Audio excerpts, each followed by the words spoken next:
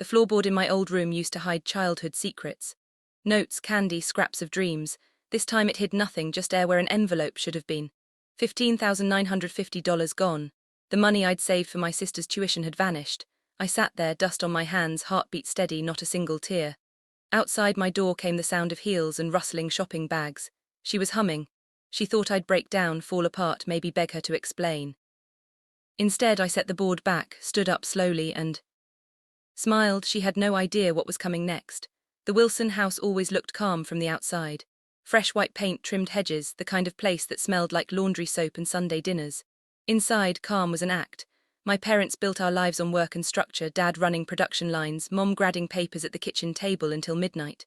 We weren't rich, just steady. Steady enough that I learned to earn what I wanted while my sister learned she could ask for it. Tiffany was born 4 years after me. The miracle baby who arrived when Dad got promoted and Mom finally had summers off. From day one she sparkled. Dimples, blue eyes, that voice that could turn please into a command. Everyone adored her. Teachers, neighbors, even the mailman remembered her birthday. When I tried to say no, I was the serious one. When she cried, the world rearranged itself to make her happy. By high school, our differences had become rules. I worked part-time at the grocery store, stacking cans after school. Tiffany joined cheerleading and came home with ribbons. Before I continue the story, please subscribe to the channel and tell me first, where did you hear this from? Write it in the comments, because what happens next most people won't believe. When I asked for a used laptop, Dad told me to save up. When she wanted a new phone, it appeared before the weekend. It wasn't jealousy, not really, it was gravity. Everything in our house orbited around Tiffany. Years later, when Dad's company downsized and Mom picked up tutoring to cover bills, I thought maybe things would balance out. They didn't. Tiffany's tuition came due right as money ran thin. I remember whispering late at night, "We'll make it work, we always do." But we meant me. I'd just landed a solid job in Boston Tech. Long hours, good pay, no time for anything else. When Dad called about tuition, I didn't hesitate. "I'll cover it," I said, even though it meant draining part of my savings. $15,950, a concrete number that represented every side project, every skipped vacation, every time I told myself, "You're fine, you don't need much." I kept the cash close, literally inside my old room, beneath the same floorboard that once hid childhood treasures. It felt symbolic somehow. Money meant to secure her future, resting where I once kept my own. The day I tucked that envelope under the wood, Tiffany hugged me tighter than she had in years. "You're the best," she said. I believed her. For a while, everything felt normal. Family dinners, laughter, her promises to do better. But normal was an illusion, and illusions always crack under pressure. 3 days before Tiffany's tuition payment was due, I left for a short work trip to Seattle. Just a routine conference back Sunday night. Before I left, I reminded her, "We'll go to campus Monday, pay it together." She nodded, smiling through a mouthful of coffee. "Don't worry, I've got everything ready." When I came home, the house felt off, too quiet, too clean. Mom and Dad were already asleep, but faint perfume lingered down the hall, expensive and unfamiliar. Brushed it off. The next morning, sunlight sliced through the blinds as I knelt by that old floorboard.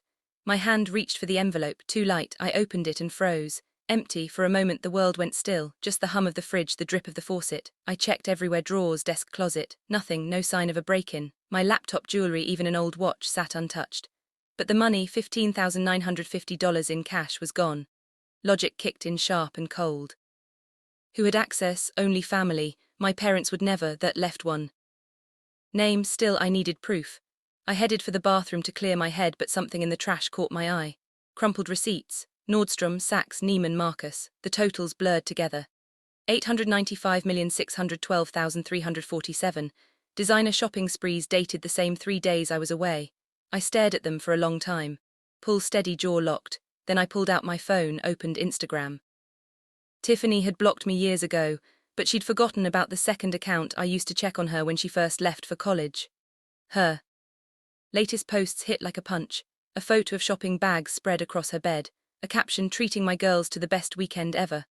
Another clip, her laughing in a restaurant, flashing a brand new gold watch, the kind that costs more than rent. That's when my phone buzzed, a text from Jackson. "My old roommate Jude saw your sister at ML last night. Girl was spending like crazy. Did she hit the lottery?" I stared at the message until the anger started to settle into something else. Clarity. I found a folded slip still inside the envelope, half stuck in the corner. A bank deposit receipt for 1now000. Her name, her signature. She'd stolen from me again, not just money but trust. And yet instead of exploding, I felt calm. The kind of calm that means a decision's already been made. I knew she'd walk in soon expecting the same old pattern, me discovering her crying, me fixing it. But not this time. This time the silence would be my weapon. The front door slammed just after 2, keys clattered into the ceramic bowl by the entryway. Then came the sound I'd been waiting for. Shopping bags brushing against each other, the rhythm of someone who thought they'd gotten away with it. Tiffany appeared in the kitchen doorway, cheeks flushed, hair glossy, dressed like she'd walked out of a boutique ad. 4 designer bags dangled from her wrists. The gold watch on her arm glinted under the afternoon light. "Oh hey," she stammered. "Thought you were still in Seattle. Wrapped up early, I." Said voice even, productive trip. "Cool, cool." Her laugh was nervous thin. "How was the weather?" "Surprisingly nice," I replied, closing my laptop slowly. "Looks like you've been busy too." She glanced down at the bags and tried to smile. "End of season sales, you know, bargains, right?" I said softly. "Some impressive bargains." I picked up one of the receipts I'd kept, smoothing it on the table. "I didn't know Gucci did 70% off." Her face went pale. "You went through my stuff." "Bathroom trash," I corrected. "Shared space." She dropped the bags on the floor, hands trembling just slightly. "Okay, so I took a little. I was going to pay you back. You make good money, Sarah. It's not like you'll miss it." "A little." I tilted my head. The envelope was empty. Her voice rose. "You're overreacting." "I just wanted to feel normal for once. Everyone at school has nice things. I'm tired of being the poor one." "You weren't poor," I said quietly. "You were helped. There's a difference." Her eyes shimmered with tears, real or rehearsed I couldn't tell. "Please don't tell Mom and Dad. They'll kill me. I'll return everything, I swear. Just give me time." I let the silence stretch. No yelling, no threats, just the weight of what she'd done hanging between us. "Tiffany," I finally said, "Monday is the tuition deadline. Dad's expecting confirmation that the payment went through." She blinked. You're not paying it again." "No," her voice cracked. "You can't be serious." "For once," I said, "I am." The room went still, then she burst into a mix of pleading and anger, every emotion she'd ever used to manipulate her way out of trouble. I just stood there watching it burn out. When she finally ran out of words, she looked small. "You always fix everything," she whispered. "Not anymore." I turned away, letting her tears fall behind me. In the quiet that followed, something inside me shifted. Not satisfaction, not yet, but resolve. This wasn't revenge.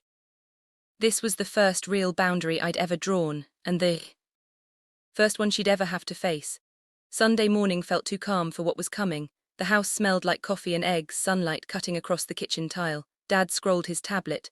Mom hummed softly and Tiffany sat across from me, quiet, pretending everything was fine. "Big day tomorrow," Dad said. "We Uncle go to campus and pay tuition." "Right," she murmured, eyes down. Then the landline rang. Mom handed it to Dad, smiling until his face changed. "Overdue. Since Friday." His tone hardened. "No, my daughter, my son," they said. "Monday." A pause, a late fee. "Withdrawal if not paid today." He hung up slowly. The air thickened. "What happened to the $15,950 for your tuition?" Tiffany froze. "What? Why are they saying?" Dad's voice cut sharp. "Answer me." Her eyes darted to me, pleading. I didn't move. "The money's gone," I said. Mom blinked. "Gone? What do you mean? I left it in my room before Seattle." "When I checked yesterday, empty." Dad turned to Tiffany. "Tell me it wasn't you." She hesitated, voice breaking. "I borrowed some. I was going to put it back." "How much is some?" She swallowed. "All of it." Silence slammed down. Mom sat, hands trembling. Dad leaned forward. "You stole tuition money your sister saved for you and spent it." "I didn't mean to. I just wanted to feel normal." "Everyone has things. Not at the cost of your family," Mom whispered. I slid the receipts across the table. Designer stores, expensive dinners, all dated while I was gone. "You didn't just spend. You flaunted it." Tiffany's voice shook. I was ashamed. I hate being the one who never fits in. Dad's anger cracked into disappointment. "You don't fix insecurity with theft." She broke down, sobbing. "Please don't tell them. Don't call the school. I'll fix it." I stood, then start. "Call them." Her head jerked up. Now her hand trembled as she dialed. "Hi, this is Tiffany Wilson. I can't make my tuition payment." "Yes, I understand." Her tears fell fast. "I'll withdraw this term." When she hung up, she whispered, "They said I'll be removed from classes if it's not paid by the end of day." Dad nodded. "Then that's what happens. You'll work and pay it back." She gasped. "You're really going to let me fail?" "Yes," I said, "because saving you hasn't helped for a long time." She just cried. Then Dad said quietly, "Everything you bought, return it. What you can't sell." "I will," she whispered. "Say it." I said, "Not I will." "Say what you did." Tiffany lifted her head. "I stole from you. I lied. I'm sorry." Mom's voice was tired but gentle. "Sorry is the start, not the fix." That afternoon we drove from store to store. Tiffany's apologies grew quieter each time she faced another cashier. Some returns worked, others didn't. By dusk we'd recovered barely a fraction of the money. At home she placed the gold watch, the last symbol of her spree, on the counter. "They wouldn't take it back," she said softly. "I'll sell it." Dad nodded. "Good." Then tomorrow you'll find a job. She hesitated, searching my face. You're not going to help me, are you? I met her eyes. I already did, you just didn't see it. That night she slipped a note under my door. I know you're angry, you should be, but I'll make it right. Inside was $60. Her first repayment from selling concert tickets. I stared at it for a long time, the kind of quiet anger that is burned down to truth. For once I didn't feel like the fixer. I felt like the witness down the hall. I heard her crying raw real, and for the first time I didn't go to comfort her. I let the silence do what words never could, because this wasn't cruelty. It was the only way she'd ever learn what love without rescue really looked like. 4 weeks later the house sounded different. No slammed doors, no late-night whispers about missing tuition, just the whir of the coffee maker at 5:00 a.m. and Tiffany's footsteps heading out before sunrise. She'd landed a job at a cafe downtown, the kind of place where every order was scribbled on paper cups, and tips were earned one smile at a time. The first night she came home with her uniform smelling like espresso and sugar syrup. She didn't complain. She dropped $62 in tips onto the kitchen counter and said, "It's not much, but it's honest." Dad nodded. Mom just smiled weakly, proud and broken at the same time. Every Saturday, Tiffany handed me an envelope with whatever she could manage, sometimes 100, sometimes less. I didn't count it in front of her. I just thanked her and wrote the total on a note pinned to the fridge. The number grew slowly, but it grew. We started family therapy in late October. Dr. Lambert's office smelled like peppermint tea and old carpet. At first, everyone sat on opposite sides of the room, but week by week, words started finding their way across the space. Mom admitted she'd mistaken protecting Tiffany for loving her. Dad confessed he'd leaned on me too much to keep the family steady, and I admitted I liked being the fixer because it made me feel useful until it didn't. Tiffany didn't say much that first month. She mostly listened, but one day she said quietly, "I never learned how to be sorry without expecting someone to rescue me." It silenced the room. Even Dr. Lambert just nodded, letting the truth hang there until it felt solid. By December, Tiffany had repaid nearly $6,000. The rest would take time, but she was steady. She'd applied for readmission to the university for the spring semester, this time with her own budget plan and a part-time work schedule. One evening she left a note under my door, simple handwriting, no perfume, no hearts. "Thank you for letting me fall, you made me stand up." I stared at it for a long time. It wasn't revenge, it was restoration. And somehow that felt better than winning. By spring, the rhythm in our family finally felt clean. Tiffany's mornings belonged to the cafe, her afternoons to classes she'd paid for herself. Mom stopped hovering. Dad laughed again, and I finally stopped waiting for the next disaster. On a Sunday night in March, she handed me one last envelope, her biggest repayment yet, and a small gift bag. Inside was a framed photo of us as kids, muddy and grinning, arms around each other. The note beneath it read, "Thank you for not saving me. You taught me how to save myself." I placed it on my desk beside the old floorboard I'd kept as a reminder, not of loss but of the boundary that changed everything. Sometimes love isn't the hand that catches you, it's the silence that lets you fall just far enough to learn how to climb. If you've ever had to make that hard choice, help or let go, tell me in the comments. Hit like if you believe in tough love that heals instead of hurts. Subscribe for the next chapter.